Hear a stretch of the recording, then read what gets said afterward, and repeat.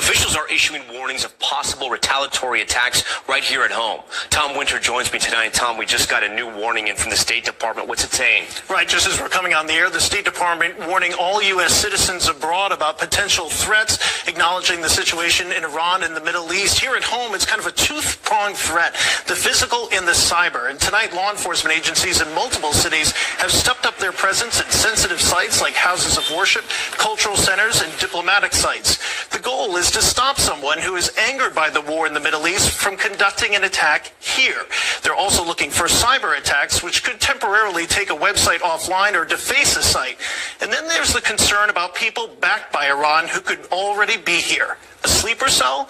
Well, in the last several years, law enforcement has charged multiple people in a range of plots tied to Iran, from an attempted assassination on then-President-elect Trump to a potential attack against an Iranian activist and journalist here in New York City. It's all on law enforcement's radar. For this, as I watched cable news all day today, it said on the bottom of the screen, "Does Iran have sleeper cells?" ? And I thought to myself, it would be more shocking if they didn't have people that they'd infiltrated over the southern border in the past 4 years than if they did. Well, thank you for having me, Leland, and you're absolutely right. I don't even understand why this is a question. I hate to be so blunt, but that's how I feel about it. They have sleeper cells here. They have, quite frankly, for decades. I don't actually think that this is new. I think we may have more of an influx, right, that we're discussing, but this isn't new. They're here. They have been here. They are just waiting for the right moment, and the fact that we're curious and questioning as to whether or not they're here is actually very shocking to me.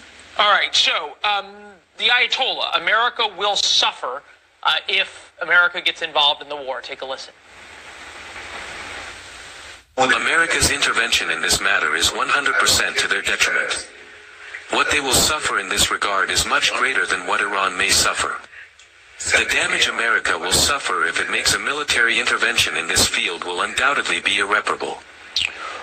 What does a sleeper cell attack look like? Is this another 9/11 or something different?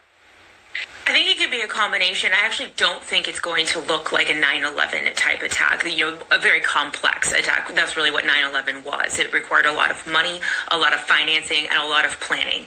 I don't think that's what we're going to see here because obviously the world has changed, right, in the last 25 years. And there's been a lot of success in these kind of lone wolf or inspired by attacks. And so I think they're going to be kind of more lone wolf style. I also think that we could be looking at attacks to our critical infrastructure as well that we are not expecting. So I think it's going to look less like a 9/11 style attack, sort of shock and awe, if you will, and more in an unsuspecting way. And I actually am very concerned about our critical infrastructure. You think about July 4th coming up, that would be target number one. Every city and town in America has gatherings, and we know what can happen at big gatherings. History of sleeper cells in the United States. Obviously, the Soviet Union was some of the best at having their illegals. The World Trade Center bombing, the Millennial Plot, September 11th, Detroit sleeper cell, Disneyland plot, Hezbollah operative arrests. How do you find, and I hate to use the sort of cliche, I don't think you're looking for a needle in a haystack. You're looking for a needle in a hay field or hay barn, right? You're absolutely right. It's near impossible to find these individuals because, as you mentioned before, some of them did not enter the U.S. legally, but some of them actually are homegrown, right? So we have this combination that makes it incredibly difficult to identify individuals that might not even come up on our radar. I mean, even if you go back as far as to September 11th, right? Those individuals had actually entered the U.S. legally.